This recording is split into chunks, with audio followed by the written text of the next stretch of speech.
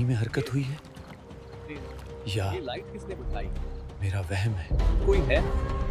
रफ्तार कम रखो। ये सामान सिर्फ माल नहीं, तारीख है।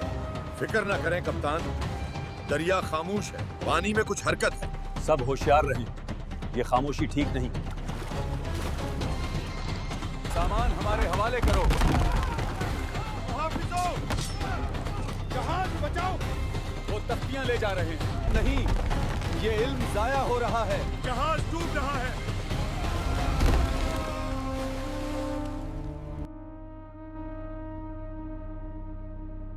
दरियाए दजला, रात का वक्त। 5 कश्तियां खामोशी से पानी काटती हुई आगे बढ़ रही थीं। ये आम तिजारती सफर नहीं था। इन कश्तियों में आम सामान नहीं था। इनमें लिखा हुआ इल्म था। कदीम मिट्टी की तख्तियां, नोट्स और वो मवाद जिसने हजारों साल पहले इंसान को हिसाब करना सिखाया था।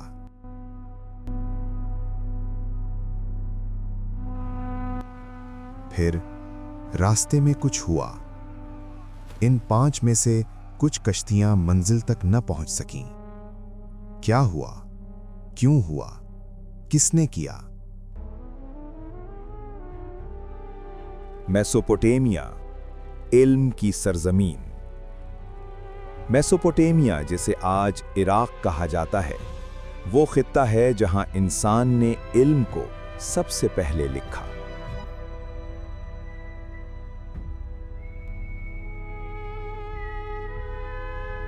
ये इल्म कहानियों पर नहीं, बल्कि आदाद, पैमाइश, रिकॉर्ड और मुशाहिदे पर मबनी था।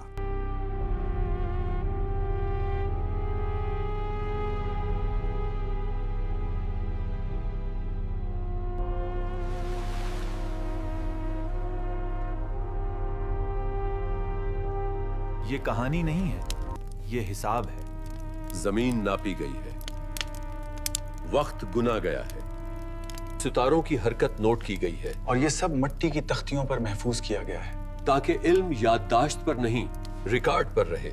सुमेरी और बाबली तहजीबों में रियाजी, जमीन की पैमाइश, वक्त की तरतीब और फलकी मुशाहिदात। फिर आसमान ऊपर कैसे चला गया?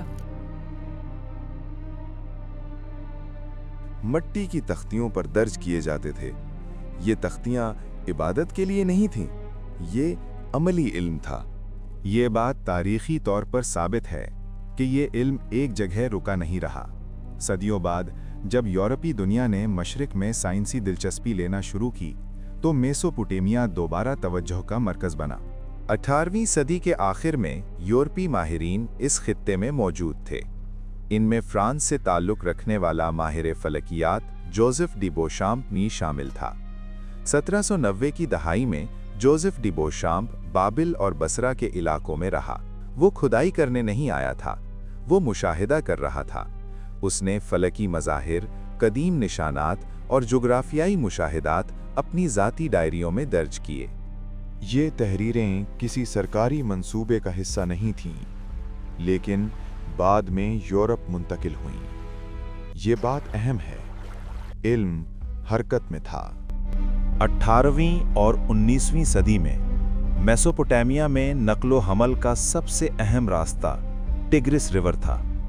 भारी सामान, कागजात, नोट्स, नवादरात खुश्की के बजाय दरिया के जरिए मुंतकिल किए जाते थे। यही रास्ता बाबिल से बसरा तक जाता था। बसरा दरियाई सफर का इख्तिताम और समंदरी सफर का आगाज था। जो मवाद बसरा पहुंच जाता, वो आगे यूरोप के रास्ते पर चल पड़ता। ये भी कहा जाता है कि उस रात रवाना होने वाली 5 कश्तियां अपने तमाम साजो सामान समेत दरियाए दजला में मुकम्मल तौर पर गर्क हो गई थीं। अगर ऐसा था तो ये सिर्फ नुकसान नहीं था, ये एक खला था।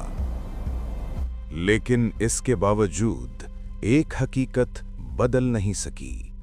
इन तख्तियों पर मौजूद इल्म से दुनिया वाकिफ हो चुकी थी, बिलखुसूस ब्रिटिश ईस्ट इंडिया कंपनी इस बात को अच्छी तरह समझ चुकी थी कि ये आम नौवादारात नहीं थे, ये रिकॉर्ड था, ये आदात थे, ये निज़ाम था और वो इन्हें किसी भी कीमत पर हासिल करना चाहते थे।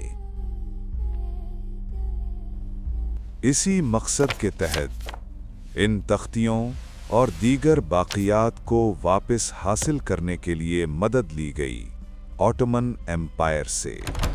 ये खुली जंग नहीं थी, ये इजाज़त, रास्तों और खामोश ताउन का मामला था।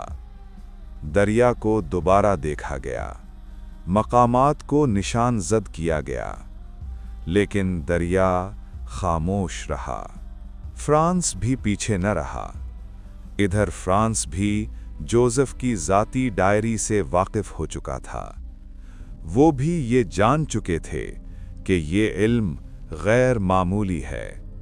चुनाचे उन्होंने भी इन तख्तियों की तलाश के लिए दरियाए दिजला में अपना एक मिशन भेजा।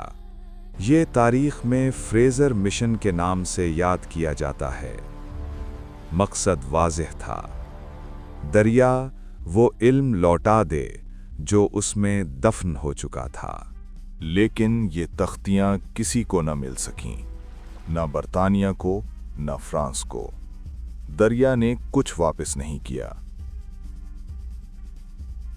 ये बात यहां खत्म नहीं हुई। 100 साल बाद भी ये सवाल जिंदा रहा, यहां तक कि 1971 तक जापान भी दरियाए दजला की गहराइयों में इन तख्तियों को तलाश करता रहा। साइंसी तरीके, गैर फौजी मुहिम्मात और खामोश तहकीक, लेकिन नतीजा वही रहा। 1899 में जर्मनी ने टेम्पल ऑफ मार्दुक में बाकायदा खुदाई का आगाज किया।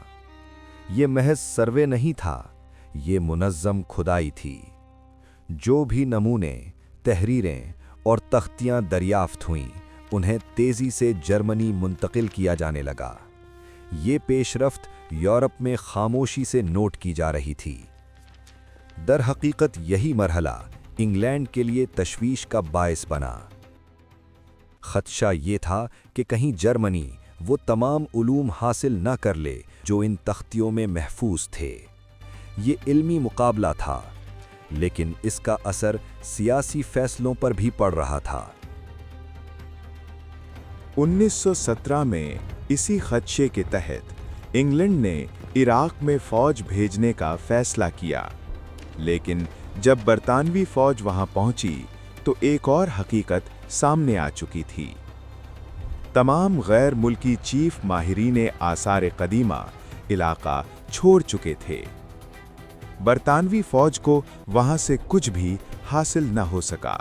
इस कहानी में एक और गैर मामूली नुक्ता ये है कि जो भी मवाद आज तक अवाम के सामने आया है वो 1987 से पहले दरियाफ्त होने वाली तख्तियों पर मुश्तमिल है।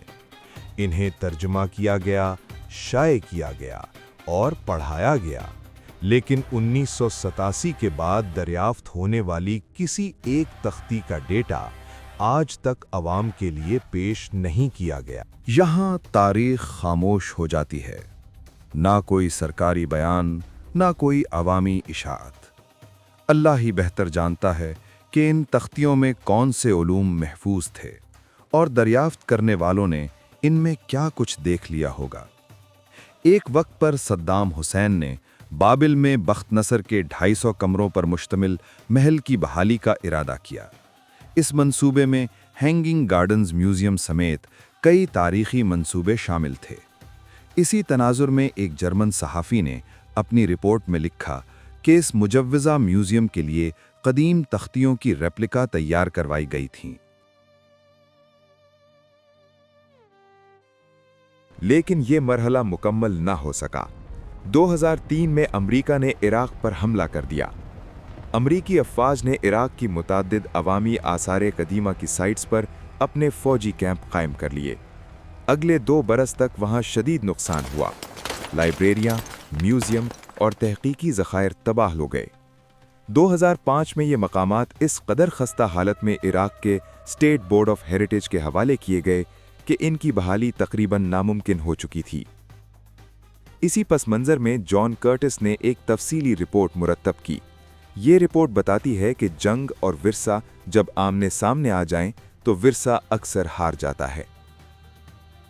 इस दखीरे इल्म से जुड़ा एक और बड़ा सवाल भी है, वो इल्म जो इन तख्तियों से भी ज्यादा बाइज्जत और बाबरकत था, यानी हजरत इब्राहीम के सहीफे, जिनका जिक्र कुरान मजीद में वाज़ेह तौर पर मिलता है। कहा जाता है कि ये सहीफे भी इसी अजीम इल्मी रिवायत का हिस्सा थे। ये बात अल्लाह ही बेहतर जानता है।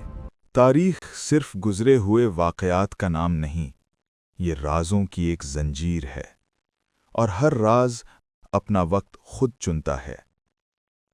हमने सिर्फ तख्तियां नहीं देखीं, हमने जंगें देखी हैं, उरूज देखा है, ज़वाल देखा है, और ये सब हमारी तारीख से अलग नहीं।